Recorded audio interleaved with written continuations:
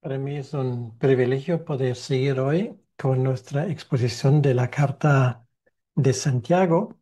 Y hoy vamos a cubrir la segunda parte del capítulo 3, precisamente los versículos 13 al 18, la última parte del capítulo 3. Y como título de esta exposición de la palabra de Dios, tengo puesto el test de la sabiduría. ¿Del mundo o de Dios? Por lo tanto, el tema que vamos a tener hoy es el tema de la sabiduría. ¿Quién es sabio? Realmente esto es la pregunta del millón. Em, ¿Dónde vamos a encontrar sabiduría en este mundo? De hecho, ¿qué es exactamente sabiduría? Lo único que sabemos es que la sabiduría nos hace tremendamente falta en nuestros tiempos. Sabio es, desde luego, y esto es el contexto del cual hablamos, sabio es aquel que puede dominar su lengua, porque esto es algo que hemos visto en la primera parte de este capítulo y que Santiago lo ha expuesto con todo lujo de detalle. Pero ahora en esa segunda parte vamos a hablar concretamente cómo se plasma, cómo se efectúa, cómo se aplica la sabiduría en nuestra vida diaria y sobre todo, lo cual es muy importante, la sabiduría de Dios no es igual que la sabiduría de los hombres, la sabiduría del mundo. Por lo tanto, sin ir más lejos, vamos a leer el texto una vez más, me gustaría que me acompañaras. Tu propia Biblia es Santiago capítulo 3, los versículos 13 al 18. Dice así la palabra de Dios: ¿Quién es sabio y entendido entre vosotros? Muestre por la buena conducta sus obras en sabia mansedumbre. Pero si tenéis celos amargos y contención en vuestro corazón, no os jactéis ni mintáis contra la verdad, porque esta sabiduría no es la que desciende de lo alto, sino terrenal, animal, diabólica. Porque donde hay celos y contención, allí hay perturbación y toda obra perversa. Pero la sabiduría que es de lo alto es primeramente pura, después pacífica, amable, benigna, llena de misericordia y de buenos frutos, sin incertidumbre ni hipocresía. Y el fruto de justicia se siembra en paz para aquellos que hacen la paz. Hasta aquí la lectura de la palabra de Dios y vamos a pedirle al Señor que Él nos acompañe en este tiempo. Señor, una vez más te damos las gracias que podemos cubrir un capítulo más en nuestro empeño de conocer tu palabra lo mejor posible. Gracias te damos, Señor, por lo que tú nos revelas en cuanto a la sabiduría. Y te pedimos, Señor, de corazón, que tú nos ayudes a entender bien lo que nos quieres decir en este pasaje. Ayúdanos a entenderlo y aplicarlo en nuestras vidas. Te lo pedimos, Señor, en tu nombre y para tu honra y para tu gloria. Amén. Muy bien, pues la sabiduría es el tema de hoy. Lo primero que aprendemos en el versículo 13 es que la sabiduría no se dice, la sabiduría se hace. ¿En qué pensamos cuando hablamos de sabiduría? Bueno, podemos hablar, por ejemplo, de ciertas personas que, según el juicio humano, pasan por sabios. A muy pocos se le ha puesto, de hecho, ese apodo en la historia. Hay algunos, por ejemplo, el más famoso tal vez Federico el Sabio, que fue el patrocinador de Martín Lutero, el que mandaba en el territorio donde la reforma tenía su origen, pero muy pocos más, tal vez en el contexto español, podríamos pensar en una persona como Alfonso el Sabio, em, o en personas como Confucio en el ámbito religioso. Pero realmente, y esto es lo especial, nosotros tenemos un libro en nuestra Biblia donde tenemos sabiduría que viene de parte de Dios, que es el libro de Proverbios, que contiene de una forma bien manejable y bien entendido todo lo que Dios nos quiere enseñar. Ahora surge la pregunta, ¿qué es sabiduría? Sabiduría, y esto es una definición que me parece muy adecuada, es la ley de Dios hecho carne, lo cual quiere decir que es el arte de vivir según la voluntad de Dios. Es aplicar la voluntad de Dios a nuestra vida diaria. Esto es sabiduría. Por lo tanto, si hablamos de ese tema, no podemos hacer sin hacer un guiño hacia ese libro de la Biblia, el libro de Proverbios que siempre recomiendo encarecidamente porque contiene tantas cosas que nos hacen vivir esa vida mejor según la voluntad de Dios y nos ayuda a evitar tantos fracasos y problemas, que es el libro de Proverbios, que es el libro de la sabiduría divina. Bien, por lo tanto, sabiduría la hemos definido como los mandamientos de Dios vivido en el día a día, el arte de cómo vivir en este mundo. Y permíteme que yo cite de este libro, que ya he mencionado varias veces, el libro de Proverbios, y quiero citar desde el primer capítulo, el versículo 7, que dice así: el principio de la sabiduría es el temor de Yahvé. Los insensatos desprecian la sabiduría y la enseñanza. La verdadera sabiduría, por lo tanto, entiende que nosotros somos necios, somos limitados en nuestra forma de percibir. Necesitamos a alguien que ve más allá de nuestras limitaciones y esto solamente puede ser una persona, Dios. Esto es el punto de partida. Y Dios entiende que en nuestro estado caído, afectado por el pecado, nosotros somos egoístas por naturaleza y cometemos diariamente muchos pecados. Nuestros planes están llenos de torpezas, de elementos inconcluyentes. Y por lo tanto, exponerse a esa fuente de sabiduría que es la palabra de Dios nos ayuda a vivir mejor. Y esto es algo que nos hace falta a todos. Incluso me atrevería a decir, incluso si una persona que no es creyente aplica la sabiduría del libro de Proverbios, vive una vida bastante mejor de lo que vive si vive según la sabiduría de este mundo. Por lo tanto, esa pregunta, ¿quién es sabio y entendido entre vosotros? Em, pues tal vez pensamos en el campeón del mundo, em, en este sentido de la mansedumbre, que es Moisés. ¿Y por qué lo digo? Porque dice, muestre por la buena conducta sus obras en sabia mansedumbre. De Moisés se dijo, hay un comentario en el libro de Números, que era el hombre más manso sobre la faz de la tierra. Pero incluso Moisés tenía que aprender humildad. Era un hombre orgulloso, un hombre que era capaz de matar a un egipcio porque se le cruzaron los cables.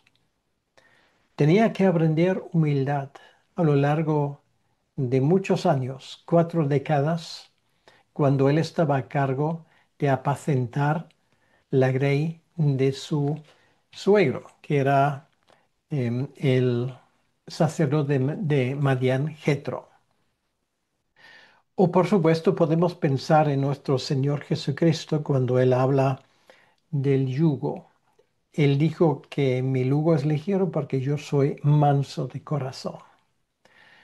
Deberíamos acordarnos de que Él no insistió en sus derechos, desarmó a las necedades de la gente no con armas o violencia, sino con la verdad. La sabiduría que viene de parte de Dios es un bien precioso, es una joya que contrasta contra el oscuro terciopelo negro que es la sabiduría de este mundo. La diferencia es obvio. La sabiduría humana requiere el esfuerzo humano. La sabiduría divina requiere simplemente de una apertura de la percepción de lo que Dios quiere en nuestra vida. Y así sigue hasta el día de hoy. Esto fue un problema en la iglesia primitiva porque Santiago es uno de los primeros que nos escribe una carta en el Nuevo Testamento, posiblemente incluso el primero. Y por lo tanto nos damos cuenta que esto era una necesidad en la iglesia primitiva y sigue siendo una necesidad hasta el día de hoy, eso de la sabiduría. ¿Cuántos enfrentamientos hay entre creyentes que de esta manera solamente nos demuestran una cosa y esto es la falta de sabiduría? Esa actitud mundana y superficial no se expresa por lo que vestimos, como alguna gente piensa, por lo que comemos o por lo que bebemos, sino tiene que ver con las cosas que hay en nuestro corazón. Esto es lo que nos hace impuros, esto es lo que nos caracteriza como necios, que es lo opuesto de una persona sabia. ¿Quién es sabio entendido entre vosotros? Que levante la mano. Yo estoy seguro que esa pregunta en su momento leído en el contexto de una reunión de la iglesia, tal vez causaría cierto estupor, porque, a ver, ¿quién es el guapo que ahora va a levantar la mano y decir yo soy sabio? Y además, añade Santiago, muestra por la buena conducta, y ahí lo tenemos. Es lo que la sabiduría no se dice, se hace. ¿Vale? Muestra con la buena conducta sus obras en sabia mansedumbre. Lo que esto significa, Santiago nos va a explicar en los versículos que vienen a continuación. Pero, una vez más, lo que dije antes, esa sabiduría divina luce con más luz propia cuando se le pone ante el terciopelo negro de la sabiduría de este mundo, como lo hace una persona que vende diamantes, pues lo suele poner encima de un terciopelo negro para que se pueda apreciar mejor el relucir de los diamantes. Pues esto es exactamente lo que Santiago nos hace aquí en este contexto. Primeramente empieza con lo negro, lo que es la sabiduría del mundo. Quiere decir lo que impulsa al mundo de actuar mundanamente, como se suele decir. Mundanamente quiere decir no conforme con la voluntad de Dios. Entonces dice en el versículo 14 que la primera característica de la sabiduría humana son los celos amargos. Y esto empieza en el corazón, según ese texto. No olvidemos la definición del inicio. Sabiduría verdadera, sabiduría que viene de Dios, son los mandamientos de Dios en el día a día, vividos en el día a día. Estos son los mandamientos que son fiables.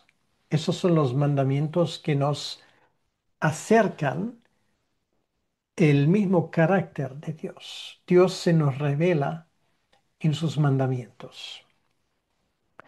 Por lo tanto, los celos, si no son por la causa del Señor, son terribles. Estos celos se suelen caracterizar por la amargura. Por ejemplo, el pensar que otros reciben o tienen lo que, en nuestra opinión, no deberían recibir o tener. Y sin embargo, posiblemente nosotros deberíamos recibirlo o tenerlo. Ese tipo de amargura es como una semilla que, como las malas hierbas, crece rápidamente y no vive ni deja vivir. Y es capaz de destruirlo todo. Puede destruir un matrimonio, puede destruir una amistad de muchos años, puede destruir el ambiente en el lugar de trabajo, de hecho puede destruir nuestra propia carrera y por supuesto puede destruir una iglesia. Celos amargos son celos que se inspiran por el infierno mismo, que poco a poco se comen como se come una úlcera cancerígena y cada vez más se extiende.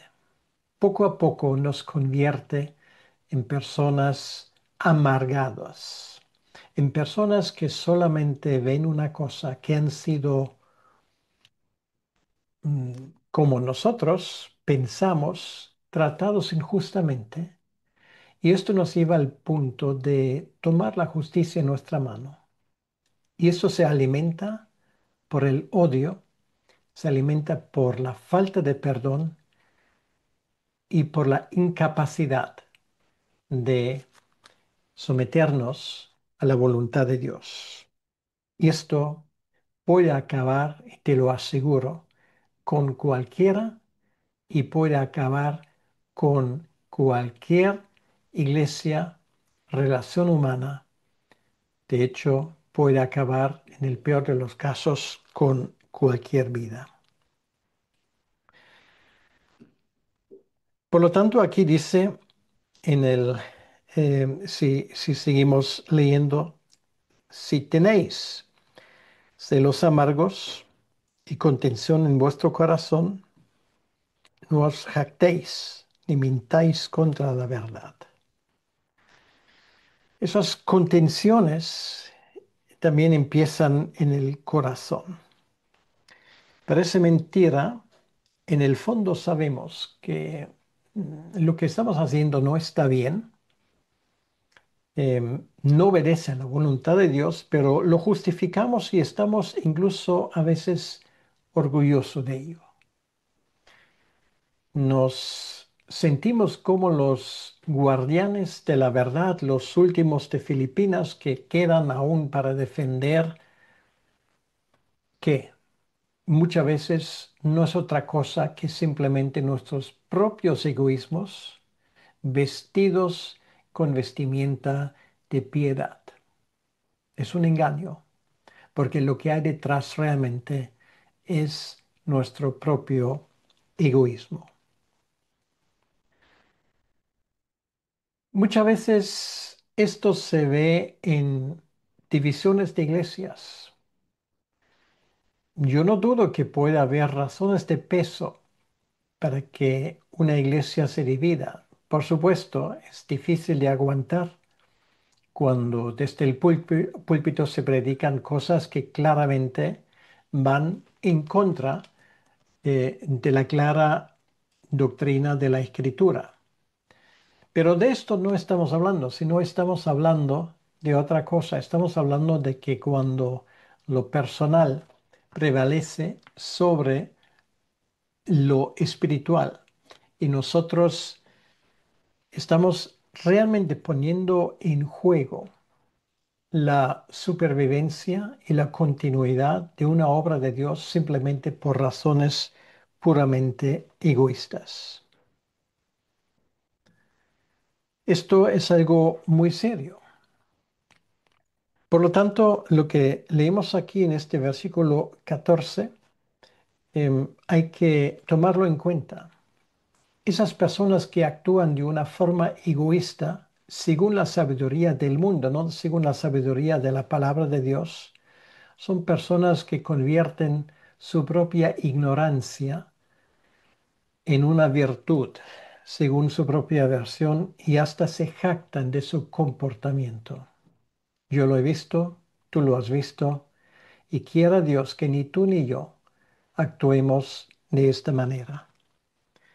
Esas personas se convierten en sectarios finalmente y convierten la fe cristiana en una parodia barata de lo que realmente debería ser. Y este tipo de comportamiento, y esto es lo que añade aquí Santiago, em, no debe, no se debe justificar por la mentira. No te autoengañes. Por ejemplo, personas que predican sobre las maravillas del matrimonio cristiano y se comportan como el mismo diablo en su propia casa. Por supuesto, esto ocurre. Por supuesto, esto existe. Y por supuesto, esto no es algo que a Dios le guste y le agrade. Lo que Santiago añade aquí es de dónde viene ese tipo de sabiduría. Pues este tipo de sabiduría no es la que desciende de lo alto, sino es terrenal, animal y diabólica. Y vale la pena, ahora, vale la pena que nosotros poco a poco aprendamos a entender lo que eso significa, porque son palabras tremendas que tenemos aquí escritos. Ese tipo de sabiduría es de triple manera. En primer lugar, Santiago lo llama terrenal. Terrenal quiere decir que así actúa el mundo, así funciona el mundo. Esos celos amargos, esto es algo que tú lo ves en cada reunión de vecinos. Es algo que ves en cada enfrentamiento civil que puede haber, verbalmente o lo que es mucho peor, con armas. Es exactamente la forma como el mundo se conduce, es la ley del más fuerte, es la victoria de aquel que sabe insistir en sus derechos. Es, en otras palabras, el egoísmo hecho carne. Ahora, lo que está muy claro es que Santiago dice que esto, aunque ese tipo de sabiduría prevalece en el mundo, no tiene nada que ver con la iglesia y no tiene nada que ver con la vida de un cristiano individual. Esto es terrenal. La ley del más fuerte no tiene aplicación en la iglesia. Por lo tanto, son las razones por qué una iglesia no es una democracia. Allí las cuestiones no se deciden por voto mayoritario. Es uno de los grandes errores que ha entrado ya de hace siglos en nuestras iglesias, esta forma de congregacionalismo donde se vota por mayorías. No, esto ni es bíblico y lo único que hace es que deja atrás huellas, cicatrices que perduran y incluso después de años, otra vez surgen a la superficie para hacer su trabajo devastador. Por lo tanto, esto es terrenal, el defender mis derechos, el querer llevar la razón, el, la soberbia, el orgullo propio y, ¿para qué no decirlo?, la ansia de poder. Esto, como ya lo ha analizado Nietzsche en su momento, de una forma absolutamente certera, esa ansia de poder que hay muchas veces en la iglesia es una de las plagas más terribles y que más daño hace al mensaje cristiano. Lo segundo que dice que es animal. ¿Qué quiere decir esto? Significa, si lo traducimos a los términos que usamos hoy, lo mejor sería traducirlo con la palabra natural. Es natural. Tiene que ver con nuestra antigua naturaleza.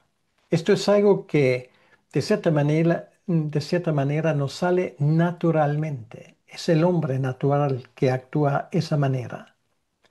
Y por lo tanto, esto no es algo que deberíamos permitir en nuestra vida.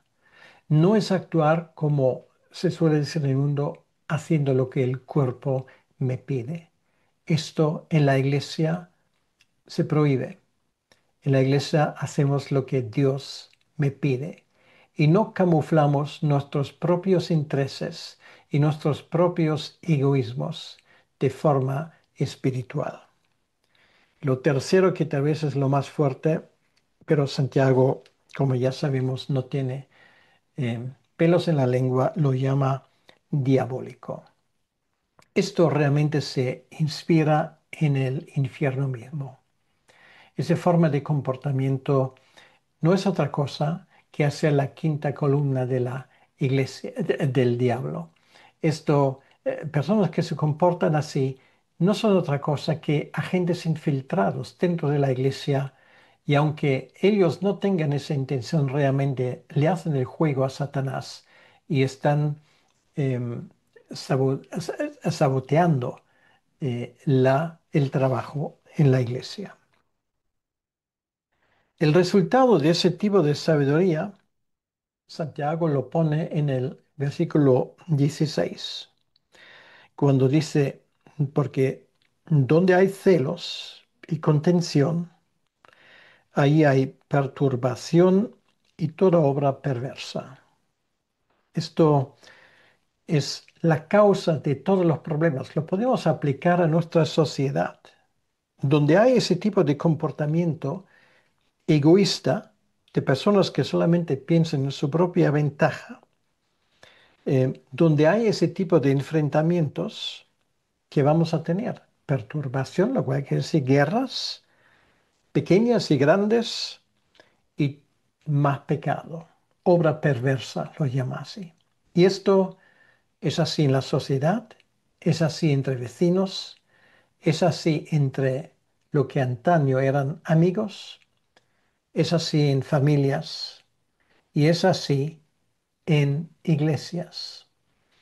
Vamos a ver estas dos expresiones por un momento para que entendamos realmente todo lo que Santiago aquí nos quiere decir. Perturbaciones, ¿de qué estamos hablando?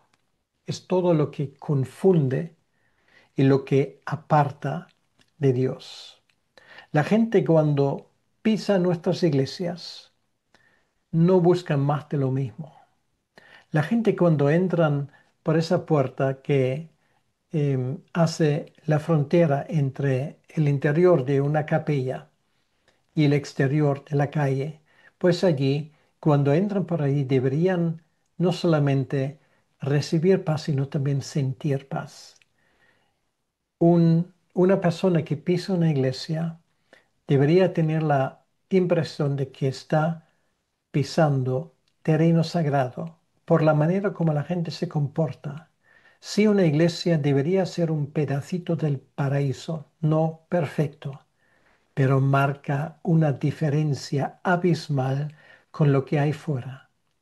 Si una persona dentro de una iglesia encuentra lo mismo que encuentra en su lugar de trabajo, en su bloque, en sus relaciones con sus vecinas, fuera y dentro de la iglesia, ¿me vas a explicar dónde está la diferencia? Porque alguien debería acercarse a nuestras iglesias entonces.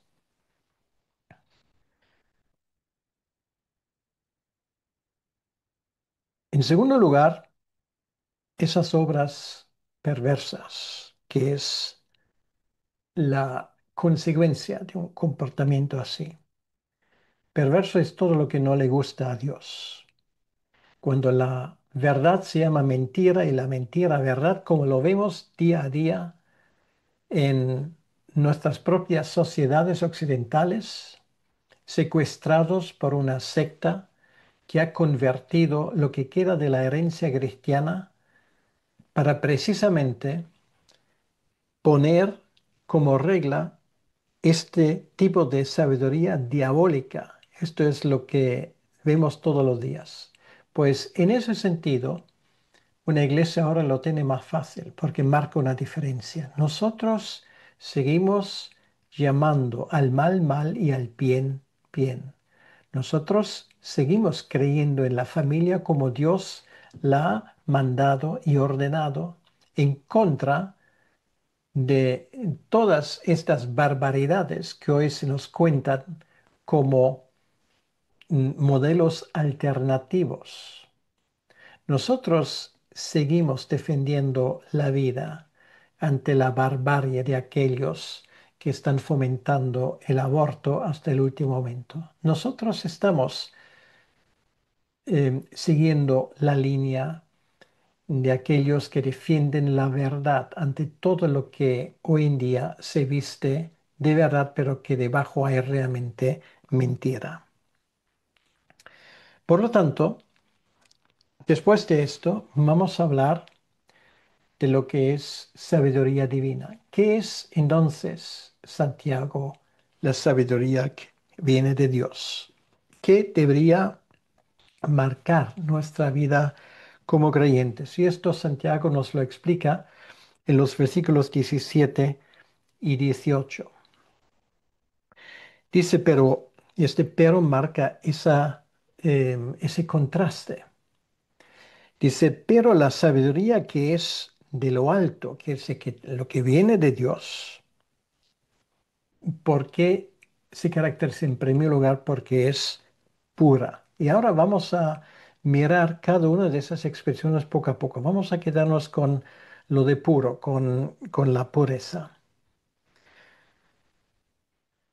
Esto nos recuerda, obviamente, de algo que es no adulterado, como por ejemplo cuando tú bebes agua, quieres tener agua, no quieres tener cosas añadidas, ni aquellos que cambien el sabor, ni aquellos que te hacen daño. La pureza es algo que cuando dice que es algo, pues esto es lo que es. Quiere decir que aquí estamos hablando de algo que no es un fraude de etiquetas. Puro quiere decir que es no adulterado.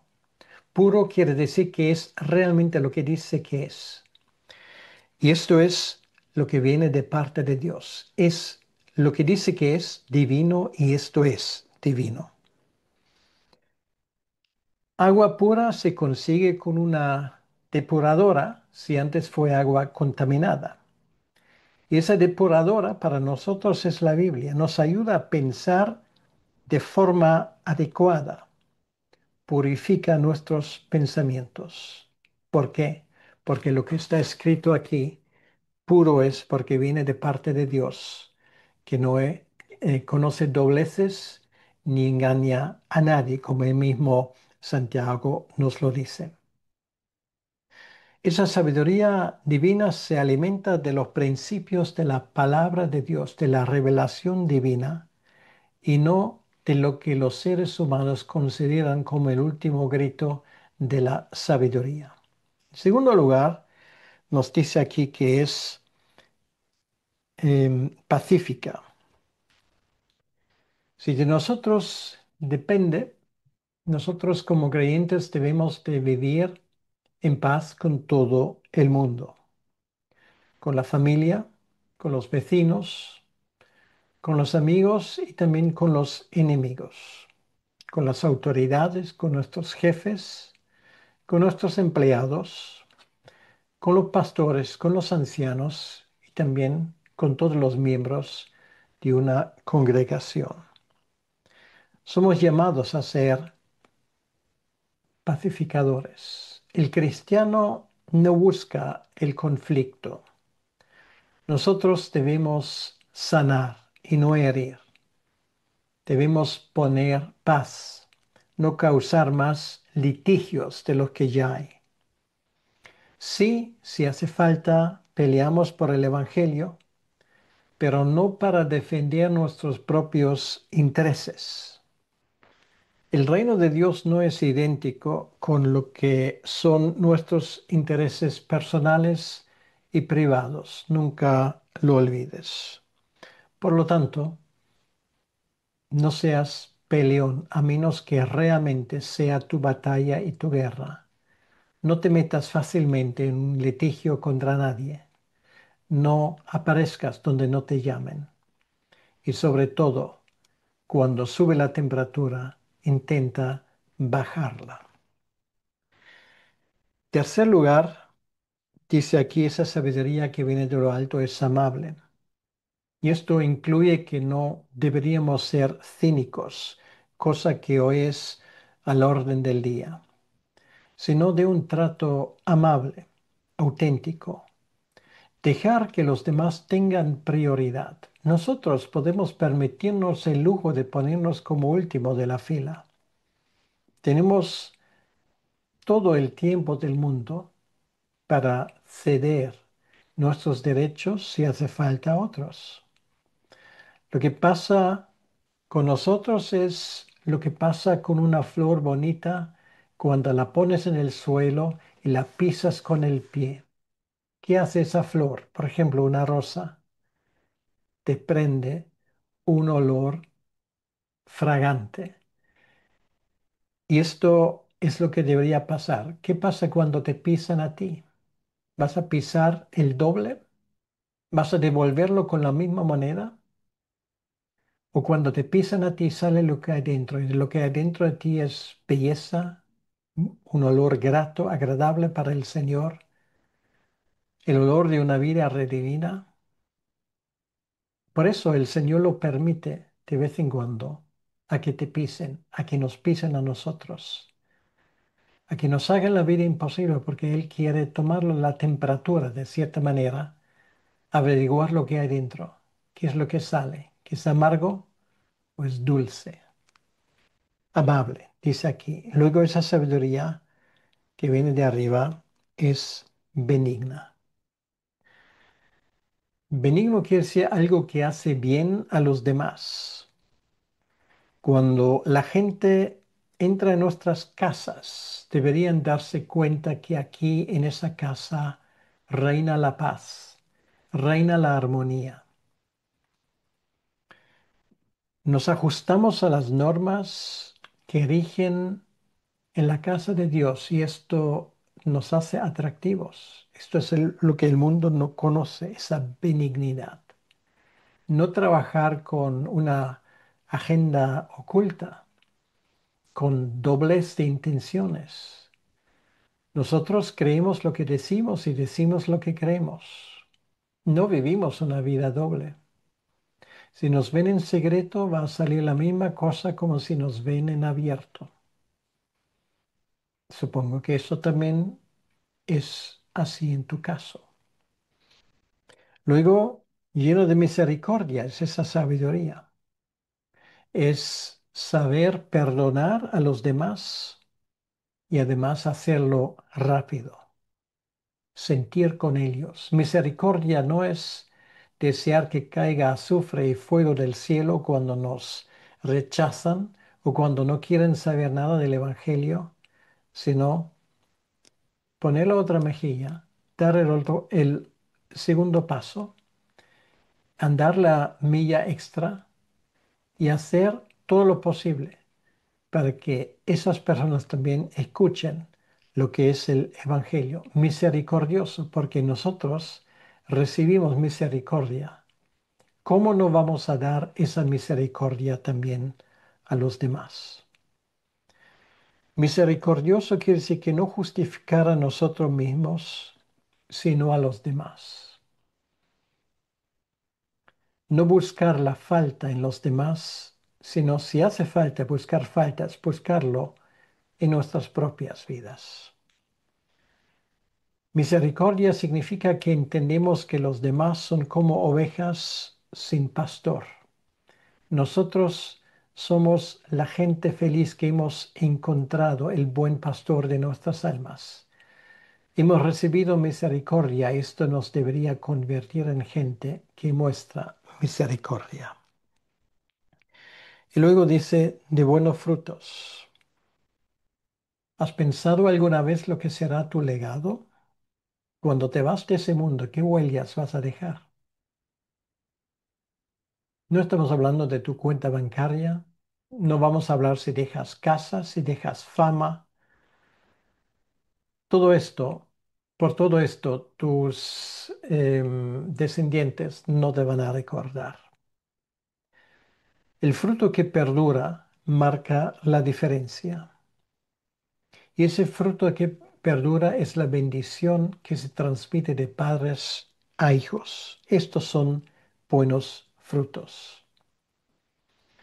No esperes que los demás cambien, sino facilita que les sea más fácil de cambiar en tu presencia. Tu legado será el impacto que haces en la vida de los demás, porque tu vida la vives solamente una vez, pero por el impacto que haces en la vida de otros, puedes multiplicarte espiritualmente. Y esas personas que fueron impactados por ti pueden impactar a otros. Esto se llama multiplicación exponencial.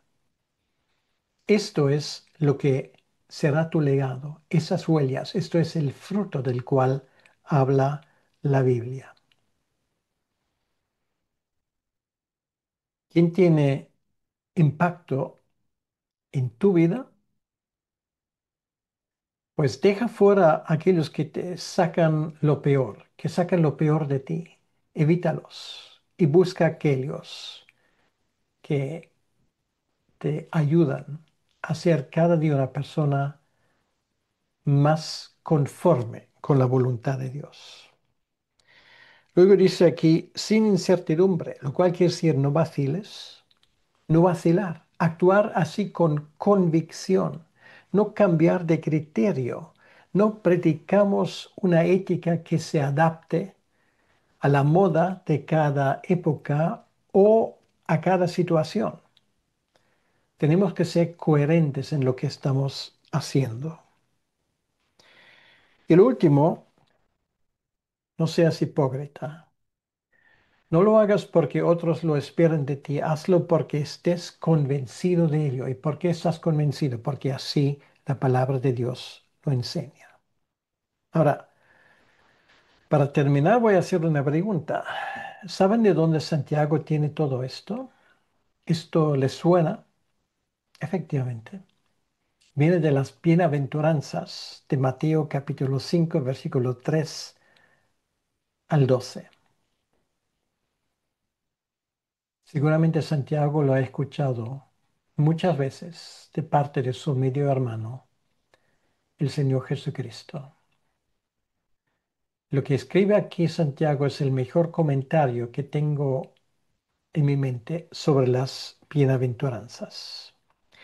Y terminamos con el versículo 18. La sabiduría de Dios demuestra que una persona conoce a Dios. Dice aquí en la primera parte, y el fruto de justicia se siembra en paz. Lo más característico de un creyente, la atmósfera de paz que le rodea. Esto es el arte de saber vivir. Esto es lo que la Biblia llama sabiduría. Personas sabias, según la sabiduría de Dios, son personas especiales.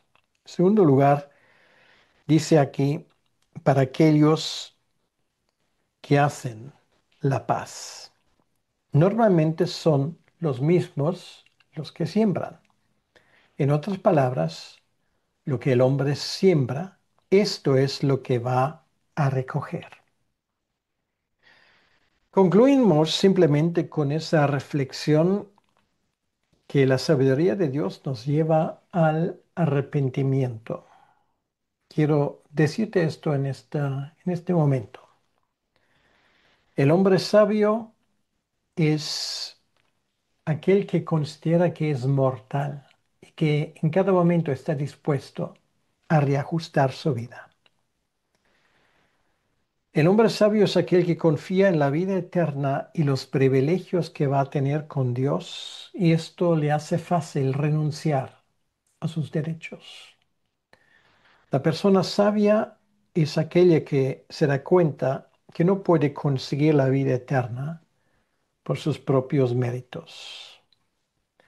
La persona sabia es aquella que estudia y aplica este libro, la Biblia, para encontrar en sus páginas la sabiduría de lo alto. Y esto te lo deseo de corazón a ti y a mí también. Vamos a pedirle al Señor que Él nos bendiga. Gracias, Señor, te damos una vez más por este estudio de la palabra de Dios. Y pedimos, Señor, que tú nos bendigas, nos ayudes en las cosas que tenemos que hacer para que lo hagamos para tu honra y para tu gloria. Te lo pedimos, Señor, en tu nombre, para tu honra y para tu gloria. Amén. El Señor te bendiga y hasta la próxima vez.